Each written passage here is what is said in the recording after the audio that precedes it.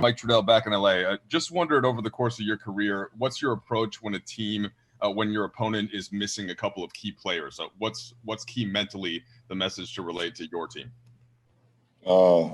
Keep the same thing. You prepare for whoever's out on the floor. It's going to be 5 guys in opposing jerseys on the floor, and they're all dangerous. No matter who's in the lineup, no matter what the name is, you have to approach it like they all can beat you, as a unit.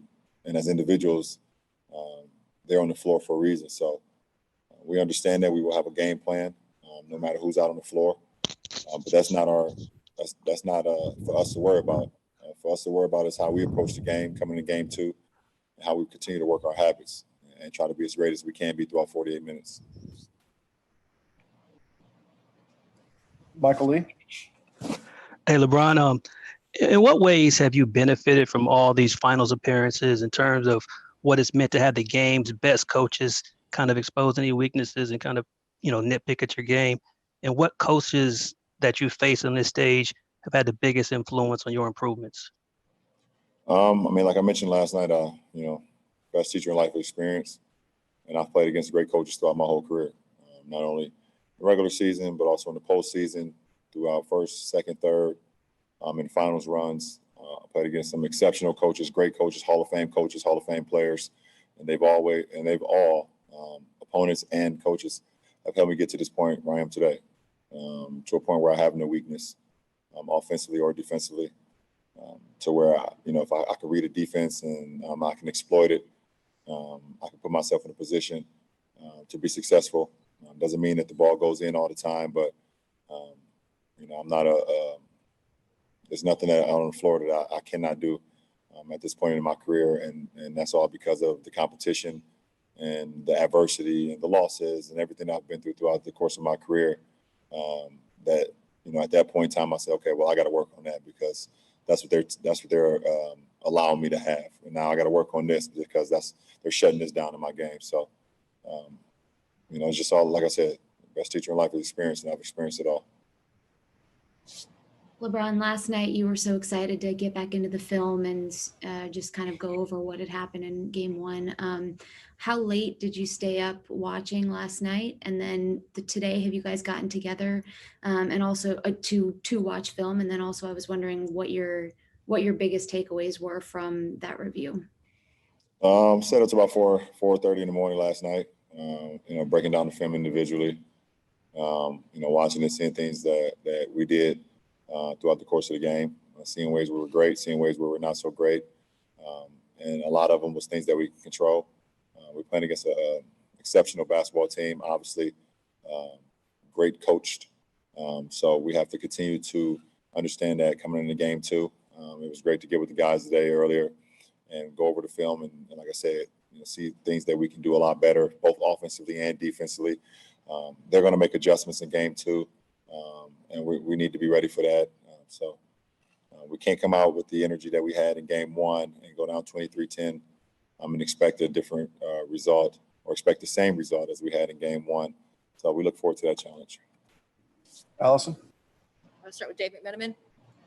LeBron, when a player's been in the league as long as you have, 17 years, and been in the league in an era where players move from team to team often, something like this is bound to happen. But what's it like going up against a guy like Jay Crowder, who you had playoff battles when he was in Boston, then you were teammates, and now here you are going against one another again with the finals on the line and having some physical moments in game 1? It's like every other individual I've went against in this playoff run. Morgan. Hey, LeBron, we talk about your leadership and how much you're able to help teach your teammates. What does that look like during the regular season versus during the finals? I think for me, it's all about how you approach,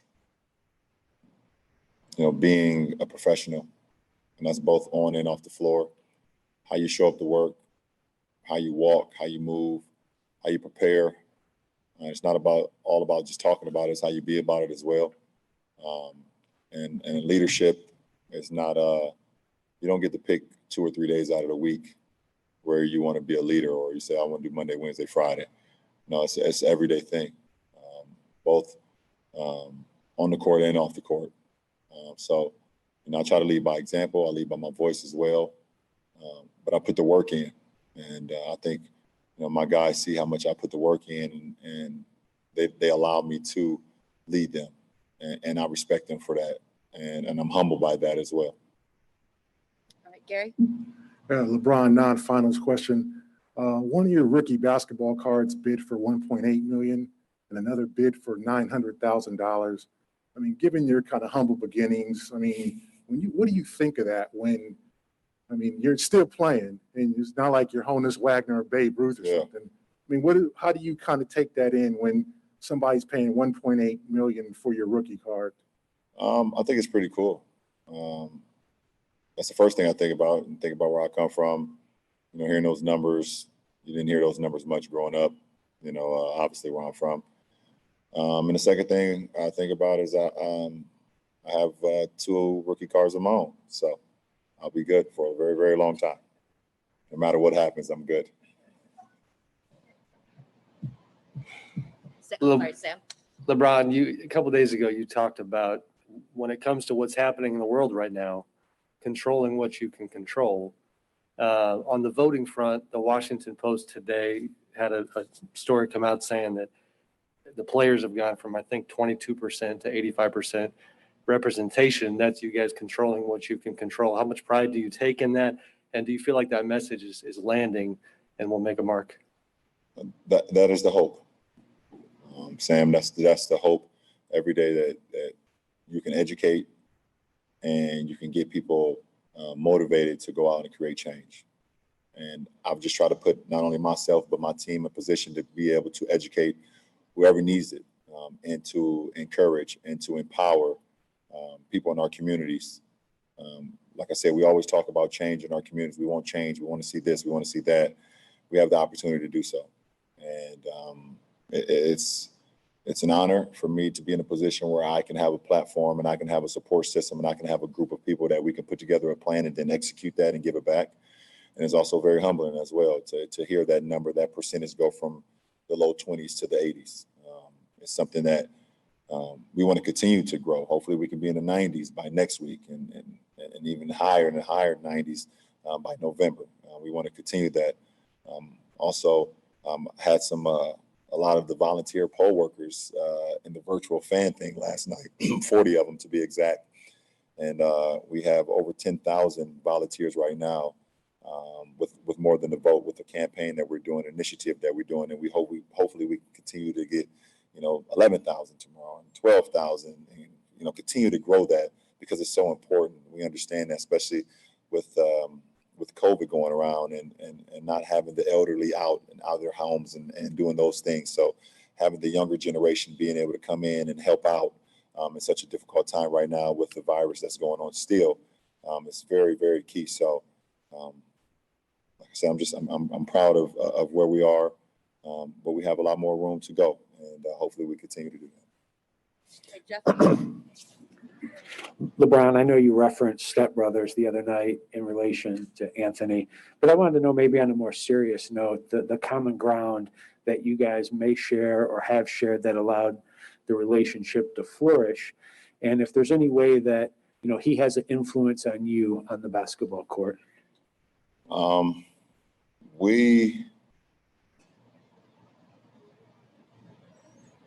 We're not jealous of each other.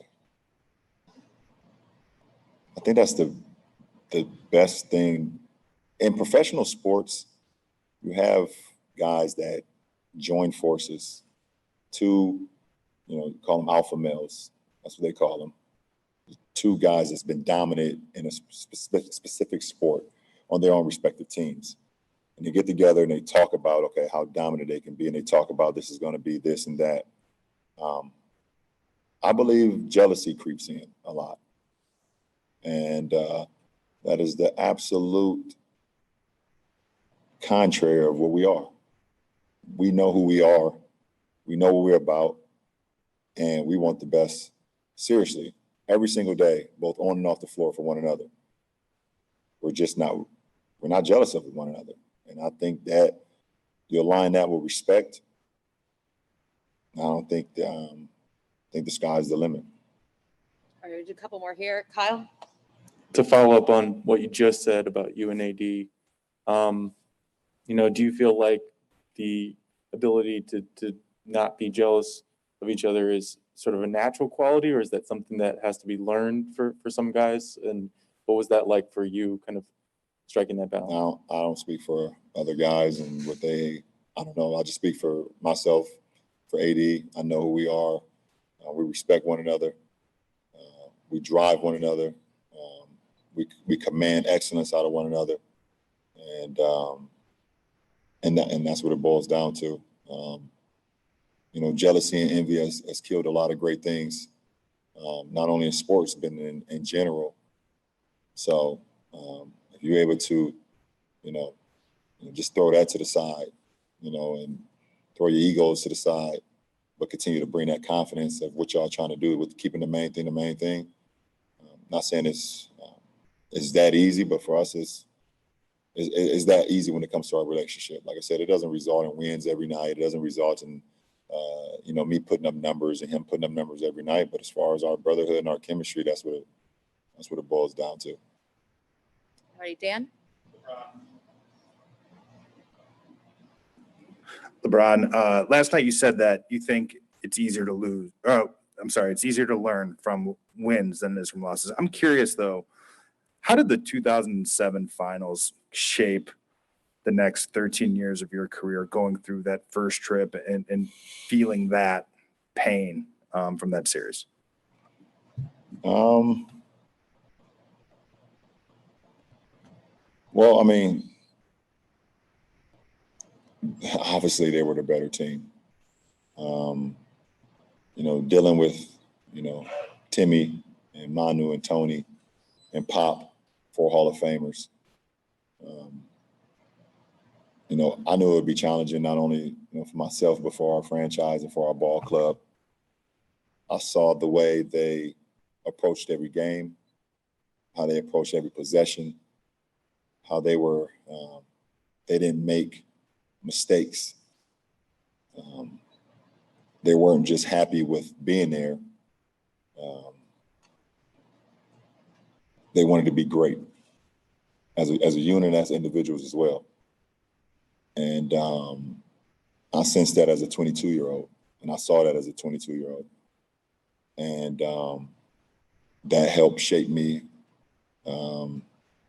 year after year after year after year, just holding on to that feeling of not being able to reach the ultimate goal. But at the same time, like I said, just having that adversity and having those moments has put me in a position where I've been throughout my career. All right, and we'll have the last two. Will? Yes, last two for you, Brian Mahoney. Can you go back there? I want to see you. I want to see you, bro. LeBron, when you went to the first finals against Golden State, you lost Kyrie Irving in game 1. You'd already lost Kevin Love. And then you went out and won the next couple games. When a team is in Miami's situation now and they talk about next man up, how did you guys go from sort of saying we can still do this to actually putting together a plan and then going out and actually doing it the next couple games? I think every situation is different. For us, obviously, losing Kyrie and losing Kevin in that playoff run was detrimental to our success. We were still able to have some success, but, we never fully reached the full potential of what our ball club could be in that run.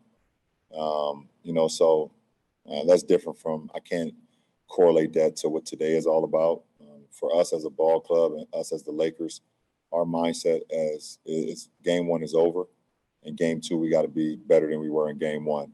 And when we approach that with that mindset and be as desperate as the opponent, then we give ourselves a good chance to win.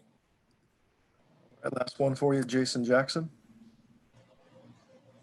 LeBron, you guys were still able to create and sustain 3 separate runs despite not having those benchmark things from points in the paint and fast break points. What did you like most about the ability to do that despite not having those weapons where you usually have?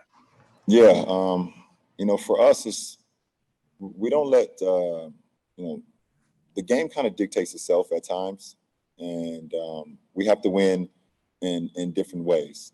And we're very good at the fast break game. We understand that. But when we make our markers on the defensive end, when we're getting deflections, we're getting block shots, we're contesting shots either at the rim or at the perimeter or the mid-range and things of that nature, which creates early offense for us. It doesn't always show up in the box score, but when we're active defensively, we're extremely, extremely good team. So every game is going to be its own challenge, and we understand that. And you have to win games in different fashions, sometimes even outside your own box. But I think the great teams learn that throughout the course of a run, throughout the course of a season, and that's what puts them in a position to compete for a championship, which we are today.